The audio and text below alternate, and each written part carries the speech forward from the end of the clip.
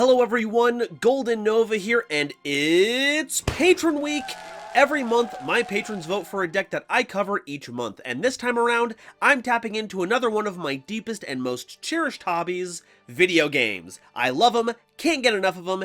In fact, I would say that if there's any downside to YugiTubing, it's that I spend so much time streaming and recording and editing videos that I don't have time to play them as much as I did casually. One day, Elden Ring. One day.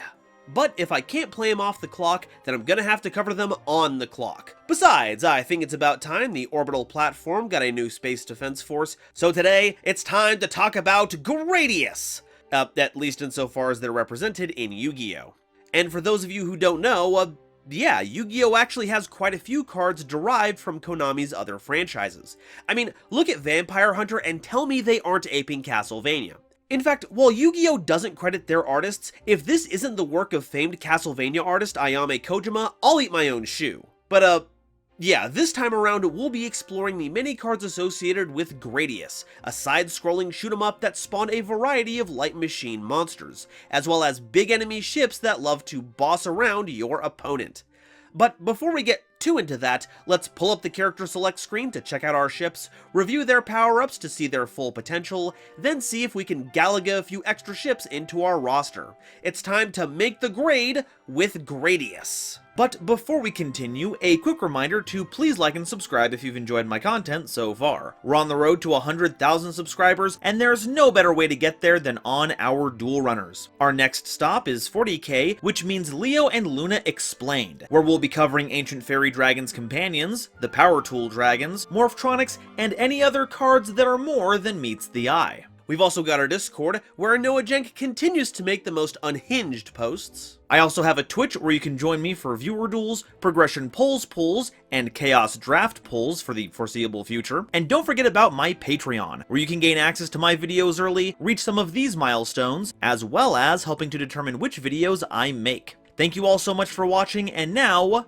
back to the video. So today's gonna be a little different, because as it turns out, the Light Machine faction of the cards don't really mesh well with B.E.S, but aesthetically they fit too much to not cover in the same video. So, surprise! It's like you're getting too many episodes in one, with a few extra cards mixed in to make sure we cover all the Gradius cards, and I mean all of them. So let's begin with the Light Machine cards, with many of them modeled after ships used in various side-scrollers, and many of them have 1200 attack. And we can't start this section off with anything else except Gradius, a level 4 Light Machine normal monster with 1200 attack and 800 defense, a high-performance jet fighter with power capsules for variable attack capabilities. And boy howdy is this card only good as an unexpected die target and nothing else. Okay, good might be overstating it, but they are closely tied with a couple of other cards. Cyclone Laser is an equipped spell that can only be equipped to Gradius, gives it a 300 attack boost, and grants it piercing battle damage. Yeah, a 1500 attack monster that can pressure defensive lineups, that's what I'm talking about. And if that wasn't enough, how about you mix in a little Gradius option, a level 1 Light Machine monster with question mark attack and defense that can't be normal summoned or set. However, it can be special summoned from your hand by selecting a Gradius on your side of the field. The attack and defense of this card is the same as the selected Gradius, so that means that any stat changes that affect the tethered Gradius will affect the option as well. These are just not good, and yet I'm already thinking of some kind of dopey modern retrain you could do with this. You make a spell card that special summons Gradius while adding option to your hand, essentially giving you 2 free material without using your normal summon. I mean, they don't have to go down this route, but it is an option. Something that might be a bit easier to swallow is Victory Viper XX03, a level 4 Light Machine monster with 1200 attack and 1000 defense, and if it destroys an opponent's monster by battle, you get to activate one of 3 effects. You can either have Victory Viper gain 400 attack, target a face-up spell or trap card on the field and destroy it, or special summon an option token. And like the Gradius option card we mentioned previously, its type, attribute, level, attack, and defense all match the Victory Viper that made it, but leaves the field if that Victory Viper is no longer face up on the field. Now, with stats like that, it'll be hard to activate any of these effects, unless we start throwing Ojama tokens at our opponent, so you'll want to use the normal spell card Power Capsule, which has you selecting a face-up Victory Viper you control to apply one of its effects as this card's effect, which is very close to what I suggested for base Gradius as it turns out. though it's not quite as cohesive. It's a nice way to get link material onto the board, but not a very effective one. And while you also have the option to use the skill successor or grave version of Galaxy Cyclone, having it all be contingent on a single monster is very cumbersome, especially after 16 years of card releases. But if you make a token using this, that does mean you're playing with Yu-Gi-Oh! Capsule monsters. Now, something I haven't mentioned up till now is that we have a bit of a Metroid situation here. Gradius is the name of the game, but the main ship across those games are various forms of the Vic Viper, which is where the dimension-hopping Vic Viper T301 comes in. It's a level 4 light machine monster with 1200 attack and 800 defense, and when an attack is declared involving any of your face-up monsters and an opponent's monster, you can special summon this card from your hand or grave, but banish it when it leaves the field. And while on the field, all other light machine monsters you control gain 1200 attack. That's actually a pretty substantial boost, and while it's clearly very helpful for our Gradius line, I can see this being a very useful combat trick in Cyber Dragons. 2100 is already pretty good, 3300 is superb, and for any deck that makes rank 4s, this is another very useful tool. Its revival effect triggers on attack declaration of any monster, not just light machines, and its banishing effect doesn't apply if used as Xyz material, as any good Phantom Knight pilot will know. I also like how multiple copies will feed off each other. While the revival can only be used once per turn, it does give the boost to all other light machine monsters. So 2 Vic Vipers means 2 2400 attack monsters, and a trio makes for a squad of 3600, presenting lethal damage. So if you can get in with these fine pieces of machinery, then it's game over for your opponent. Now it's time to cover some other ships. Falchion Beta is a level 4 light machine monster with 1200 attack and 800 defense, and if this card destroys an opponent's monster by battle, you can activate one of these effects. Either send a light machine monster with 1200 or less attack from your deck to the grave, or target a light machine monster with 1200 or less attack in your grave and special summon it. This has the same issues as the XX03 version of Victory Viper, where its stats just do not support the ability to run things over in battle. But with the help of the latest T301 model, it's got a bit more substance to it. And while this is meant to primarily work with Gradius cards, because it covers all light machines at and below the 1200 attack mark, this covers a lot of our lower leveled Cyber Dragon support, banning or reviving Proto, Core, Hairs, Natched, Veer, or something generic like Electromagnetic Turtle. I do have another issue with this card though, and that it's basically front-loaded with a joke that I'm sure everyone is expecting me to make about beta males, but honestly, it's all Greek to me. Jade Knight is a level 4 light machine monster with 1000 attack and 1800 defense. Ooh, spicy stat line. And while this card is in attack position, machine-type monsters you control with 1200 or less attack can be destroyed by trap effects. And when this card is destroyed by battle and sent to the grave, you can add a level 4 light machine-type monster from your deck to your hand. The whole 1200 or less stipulation is kinda useless with the introduction of T301, but really, trap cards that destroy are now very few and far between. I mean, we have the recently released Archfiend's Ghastly Glitch and the field spell added effect to Labyrinth, but aside from that, Torrential Tribute is the only trap card I can think of in recent usage that actually destroys. Jade Knight won't do anything to help against things like Compivac, Evenly Matched, or Ice Dragon's Prison, so really, Jade Knight should be thought of as nothing more than a monster that floats into other members of your team, and even outside your theme. This can grab all the ABC monsters, Stardust Synchron, as well as silver and gold gadgets. But as I've complained about in the past, having an effect that triggers on battle destruction is pretty lousy. You could say I'm pretty jaded about him. Lord British Space Fighter is a level 4 light machine monster with 1200 attack and 800 defense, and if this card destroys an opponent's monster by battle, you can select and activate one of the following effects. This card can attack once again in a row, select and destroy a set card on the field, or special summon a multi-token, which is a level 4 light machine monster with 1200 attack and defense. Now, this token doesn't copy the base monster's stats, but the upside is that it doesn't self-destruct when the base ship leaves the field, so they're a bit more durable. This card also has the slightly stronger effect of being able to destroy set cards on the field instead of face-up spells and traps. And because it triggers on destroying a monster in battle, your opponent isn't going to have the chance to flip up any back row you'd want to get rid of, thanks to damage step shenanigans. Well, unless it alters battle stats or negates activations, but once you get to that point, they were probably going to be activating those anyway. This, to me, makes Lord British one of the best Gradius cards. In fact, I'd go so far as to call it the Ultima It. Blue Thunder T-45 is a level 4 light machine monster with 1700 attack and 1000 defense, and if this card destroys an opponent's monster by battle, you special summon a Thunder Option token, which is a level 4 light machine monster with 1500 attack and defense. But the tokens cannot be tributed for a tribute summon. Wow, a spaceship with actual stats, holy cow! And the tokens it makes are the biggest we've seen so far. Though that's probably because it's not actually from a Gradius game, but a similar one, Thundercross. It does lack the flexibility of some of our other ships, but I'll certainly take the boost in power any day, especially since they're all getting the extra 1200 attack boost from Vic Viper. They make a great pair, and I'm all about shipping.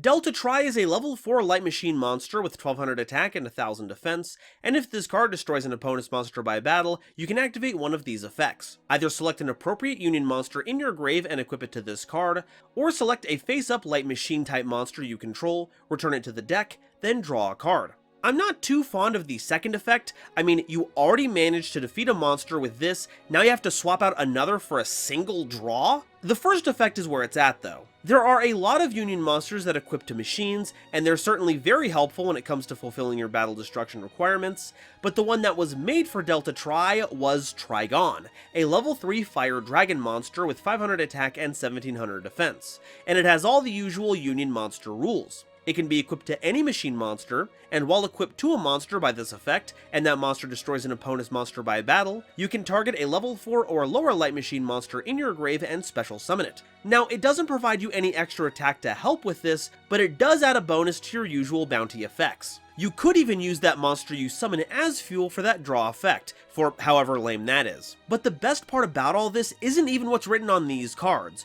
but where else the name Trigon is printed. That being the quick play spell, Dragon Laser, which sends a Trigon equipped to a face-up Delta Tri you control to the grave to destroy all monsters your opponent controls. Now, this does mean you don't get to destroy any monsters in battle because you just Raigeki'd them, but it is a quick effect Raigeki, which is hard to turn down. Though, considering how tough it is to assemble a small monster, equip it with a Union, then activate an unsearchable quick play spell, I'd caution against laser focusing on this combo. Okay, this is a weird one. I actually didn't think this was part of the spaceship line, but like Blue Thunder, it comes from a related game, Zezix. But first, we have to talk about Flint, an equipped spell that debuffs the equipped monster by 300 attack, while keeping it from declaring an attack or changing battle position. And if the card is destroyed because the equipped monster was destroyed, you can target a monster on the field and equip this to that monster. It's a weird little scrungler that's meant to work with Flintlock, a level 4 light machine monster with 1500 attack and 800 defense, and once per turn, you can target a Flint in the spell and trap card zone and equip it to this card. During your main phase, you can target a Flint equipped to this card and a face-up monster on the field other than this card, and equip Flint to that targeted monster. This card can only be equipped with a single Flint, and while equipped with Flint, it's unaffected by the effects of Flint and can't be destroyed by battle. You confused yet? You basically throw out flints on things you don't want attacking, and make it a little easier to run over them in the process. And if the monster is ever dealt with, you get to put it back on Flint Lock, and now it can't be run over. You also might find Flint Missile useful, a quick play spell that destroys a monster equipped with Flint, and you can return this card to the deck instead of sending it to the grave after it resolves. That way you have it reloaded back into your deck, so if you draw it again, you have more free removal. As far as Lunch Table Yu-Gi-Oh goes, this was an incredibly janky combination of cards that was annoying to deal with, but didn't last very long. However, if you didn't pay attention, it was likely to flint and steal the game right out from under you. Ducker Mobile Cannon is a level 3 light machine flip monster with 500 attack and defense, and its flip effect targets a level 4 monster in your grave and adds that target to your hand. This can technically work with any level 4, but it'll be especially useful for getting back your level 4 starships that we've talked about so far. These constitute some of the mooks in the Gradius games, which makes it all the stranger why they aren't BES support. Seriously, what the duck were they thinking? Okay, so what kind of tech picks would work best with our Gradius ships? Well, they have to work with level 4s, lights, and machines. Battling is a huge concern, and we want to be destroying as many things as possible with our ships as we can. Increasing their stats is a good way to give them the oomph they need to clear over our opponent. Honest is a guaranteed win, but you'll be using them up fairly quickly. And equipped spells just aren't gonna fly considering how wide we want to go. So, and you've gotta stick with me on this one, play Luminous Spark. genuinely gives all of your monsters a 500 attack boost, making our 1200 ships as big as Blue Thunder, and Blue Thunder a 2200 attack normal summon that ends up making 2000 point tokens. Does that count as a silly tech pick? Maybe, but is it sillier than teching in Girsu the Orcust Mechanite? Use its effect, make a token on both players' side of the field, then link Girsu and the token into Platinum Gadget, and use its effect to summon a Gradius ship from your hand. At which point you can go to the battle phase and point that ship towards the World Legacy token that you gave your opponent. Whatever you do though, do not play Ties of the Brethren. It's so close to being a good card for the theme, but the fact that it locks you out of the battle phase means it's downright criminal. Alright, that does it for the Gradius ships that have some kind of synergy with each other. Trust me, we'll get to the variety of off-brand cards in just a bit. For now, we need to focus on the Bacterian Empire ships, or B.E.S for short. The Bacterian Empire are the main antagonists of the Gradius series, and to mimic their status as big bosses, they come with hit points. They're all machine monsters, and they can be destroyed by battle. Depending on how they're summoned, they come into play with a certain number of tokens, and whenever they battle, a counter is removed at the end of the damage step, and if you can't, that B.E.S is destroyed. It's kinda like the process of removing the shields from a boss before the core can be taken out. It's a very exciting mechanic for emulating Gradius, but it's not so excited for the person playing B.E.S. Outside of Junior Journey, they're a major investment for a payoff that's not exactly as oppressive as their boss status would imply. But the Bacterians have made many advances over the years, and we'll find quite a few of their vessels have undergone some rather fitting refits. B.E.S Crystal Core is a level 5 water monster with 2100 attack and 1000 defense, and it gains 3 counters when normal summoned. And once per turn during your main phase, you can change a face-up attack position monster your opponent controls to face-up defense position.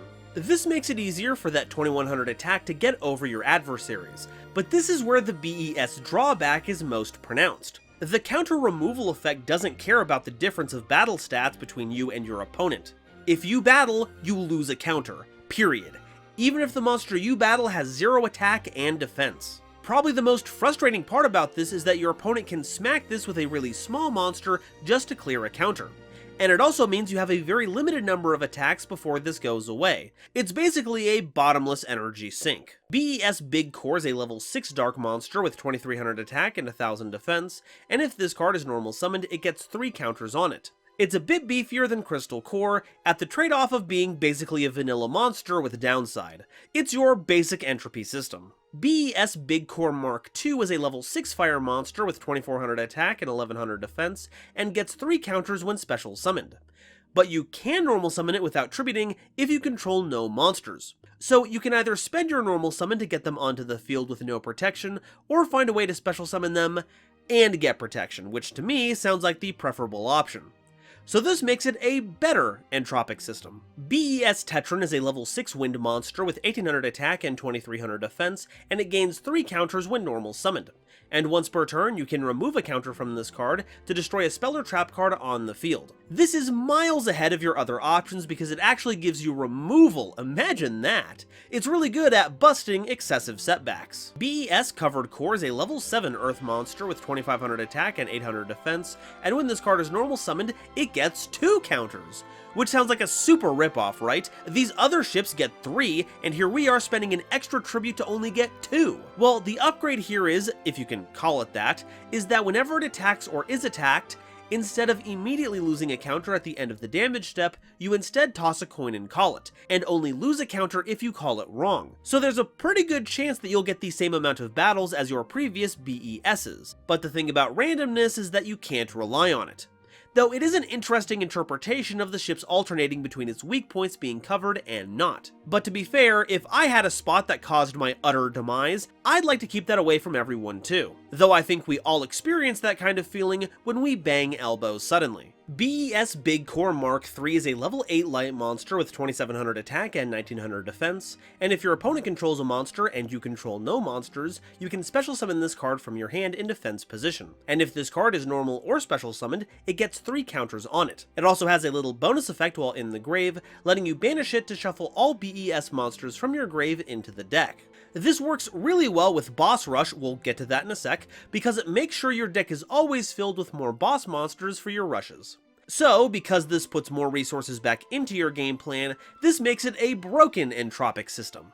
B.E.S. Blaster Cannon Core is a level 9 Earth machine with 2500 attack and 3000 defense, and if your opponent controls more monsters than you do, you can special summon this card from your hand. If it's normal or special summoned, it gets 3 counters, and that's it. Though really it doesn't need much more than that because it's actually pretty nifty. Sure, it doesn't do anything aside from being big, but it doesn't cost you anything and can be a valuable asset for certain lines of play. Being a level 9 monster is already a huge mark in its favor, as you can pair it with level 1 tuners for strong level 10 synchros, or it can be one half of a rugged rank 9. Or it's just a 2500 attack body you can throw out to break a board when you're behind. Or a 3000 defense wall if you need to stall. It's a beautifully exquisite stepladder. Okay, enough of the alternate B.E.S. acronyms, now we have some honest-to-goodness spell support, starting with Boss Rush, a continuous spell card that keeps you from normal summoning or setting. And during the end phase of a turn that a B.E.S. monster or big core is destroyed and sent to the grave, you can special summon a B.E.S. monster or big core from your deck. That's some strange wording there. There's no monster specifically named Big Core. At least, not anymore. They started printing Big Core as B.E.S. Big Core starting in 2017, but for whatever reason didn't decide to give that same errata treatment to Boss Rush either. Though I guess it doesn't really change the functionality, so it's more of an oddity than anything else. Now, because they're special summoned, the older B.E.S's will end up arriving with no counters, but the newer ones will be all stocked up. And it's nice that you can stack the Boss Rush effects, so if you have 2 Boss Rushes, one B.E.S. can turn into 2, though each individual copy only triggers once per turn. So if you have 2 Boss Rushes and 2 B.E.S. get destroyed, you're still only getting 2 ships, not 4.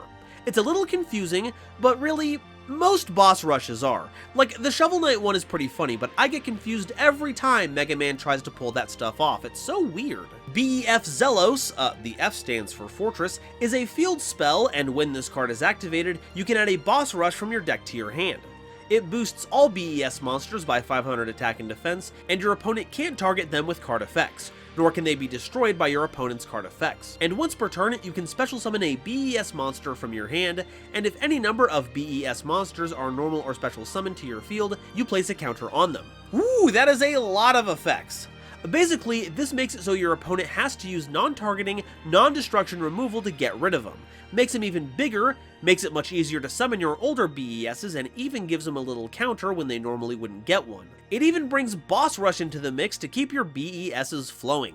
And good gravy is it going to draw removal. Can you believe they made a support card so integral to making these monsters work, and didn't provide a single on-theme way to make it so it didn't get blown away by an errant MST? What a brutally egregious failing. Okay, now we need some tech picks for the big ships, and the big one is Skill Drain. This feels like tempting fate considering the ban list could drop at any moment, but at time of recording, Skill Drain is at 3, and if any deck has an excuse to run this, it's B.E.S. You know how some people will play stun decks with this so they can get Barbaros and Futular onto the board without the big attack debuff?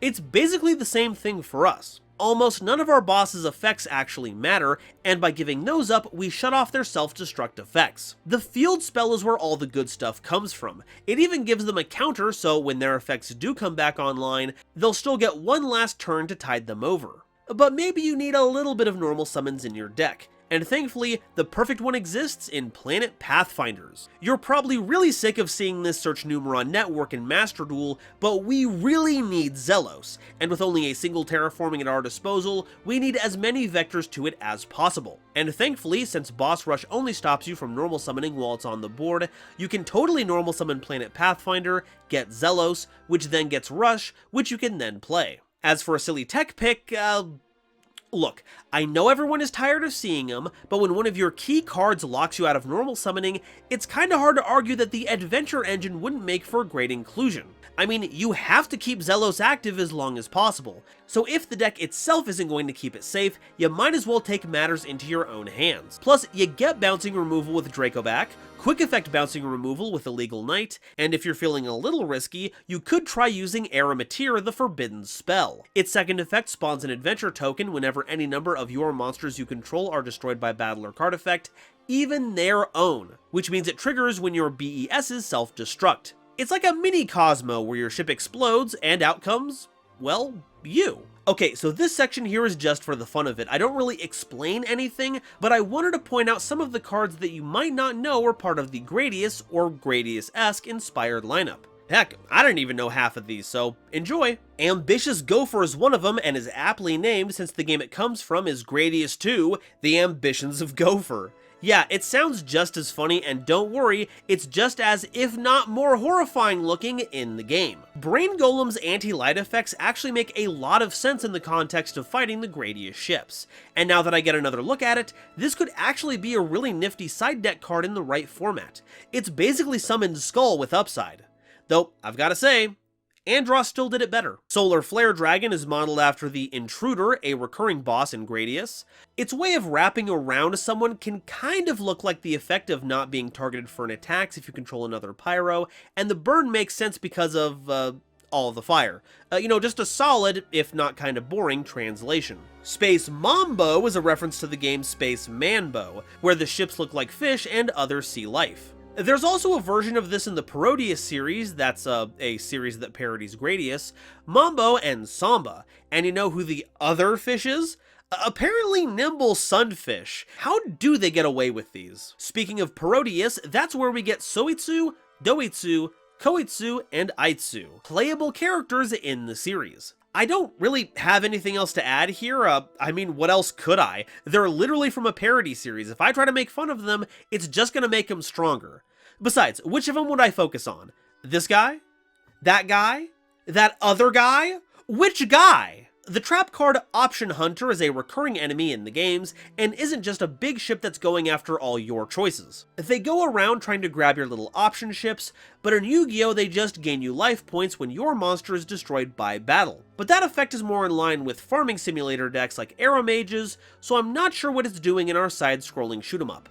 The Statue of Easter Island and Moai Interceptor cannons are both based off the Moai enemies found in various Gradius games. We've actually touched on this when we covered Chronomalies, and it's a choice based on some pretty complicated and problematic ancient alien conceptions that I go into a lot more detail in that video. The normal monster might not look like it fits in here, but its description about shooting lasers from its mouth more than solidifies the connection. Though, I'm gonna be honest, every time I see one of these monsters, it makes me want to hunt down a copy of Time Lapse and play through it. I don't know how it stacks up against other members of the adventure game genre, but it was certainly a treat for the, nope, I'm not going down another old FMV rabbit hole right now. Safe Zone is like the spot when fighting a boss where you can't get hit by any of their attacks, which is why it provides such great protection, but you get destroyed if it leaves the field, like if you leave the safe zone and get smacked by a laser. I'm not sure how not being able to attack directly fits into all this, but it's either there to help with balancing, or that it's meant to emulate how you've got to keep battling the big boss while staying in the safe zone at the exclusion of everything else, or it just doesn't work. But the funniest way to use this is by attaching it to an opponent's monster, then blowing it up with your own safe zone to trigger the removal effect. So I guess how safe it is relative. Metal Shooter is apparently supposed to be another Gradius boss, Triple Core, and it's a shame it's not an actual B.E.S. monster because it's actually got templating I really like. It comes in with 2 counters, ends up having 24 attack because of it, and only removes counters as a way to prevent effect destruction, though it doesn't inherently have battle destruction protection, so there's that. The last card is an old tournament prize card, King of Destruction Zezix, taking its name from the game Flintlock comes from, Zezix. That game does have an evil lord named Klaus, but this card doesn't look quite the same as the Bishonen Pretty Boy that's on the box art. Okay, that's everything I have to say about the Gradius ships and the B.E.S. line. There's a lot more Konami game-inspired cards out there, but those are going to have to wait for another time. As for today's subject, I'm not sure you'll be finding either of them outside of Table 500, but in the fun archetype bracket, it's hard to beat playing a team of synergistic starfighters or giant looming threats to galactic safety. Just make sure you bring plenty of quarters to continue your quest. But now, I want to hear what you all have to say. Have I vastly underestimated the specs of these iconic vessels, or are they going to be stuck in dry dock for just a bit longer? Let me know in the comments, and if you haven't already, please make sure to like this video and subscribe to show your support, ring that bell so you don't miss an episode, and share this video with someone you know who loves Yu-Gi-Oh! It really does a lot to help me out. Today's episode was sponsored by my lovely patrons, including Quasar Commander Harry, the ominous benefactor, special contributor Gibbles the Gibble, Nebula Navigators 3rd Dynasty, Adam Zajdel, Ashling Waltz, Avi Chali, Benjamin Meisner, Kane Senpai, Cameron Berg, Eric, Frankie, Genesis Yu-Gi-Oh!, Gloomba331, Great Big Pillock, Howling Zangetsu, Ironic, John Manji, Julius Sneezer, Larakia, Meteornus, Michael Madsen, Mighty Action X, Muzuki Clark, Neo Trinity, Panther J, Rebel King Lucifer, Rem T. Bright, RJ the Jank Monarch, Ruxith Sarani, Sophie, apparently, The Fresh Prince of Conair, The Wizard Moose, True Neutral, Tyler Cranston, Xander Wolfensberger and Zyrus, Cosmic Crusaders, Bear Sharktopus Studios, Chaz Ghost, Corbinisms, Emily, Eva Padilla, Inblink, Jesus Garcia, KL, Kale the Dragon, King Scarlet Yu-Gi-Oh!, Lord Whoop-De-Doo, Manga Pages, Marion James E. Picata, Nitromo, RGS, Shooting Star 3300, Star-Lord 777, and the Legendary Raven, as well as the wonderful Starlight Explorers you see on screen now. I'm only able to continue doing this thanks to the support of these lovely people, so if you'd like to be a part of these credits, as well as help me in my journey to cover all of Yu-Gi-Oh's archetypes, please check out my YouTube membership or Patreon links in the description to see if I have anything you'd like on offer. And if you'd like to see another archetype that's not entirely based on this game's mechanics, check out this video I made covering Flower Cardians. And if you want to see two Yu-Gi-Tubers going at it, check out Noah Jeganai's latest series Progression Polls, where your voice shapes the format. Thank you all so much for watching, and I'll see you next time. Bye-bye.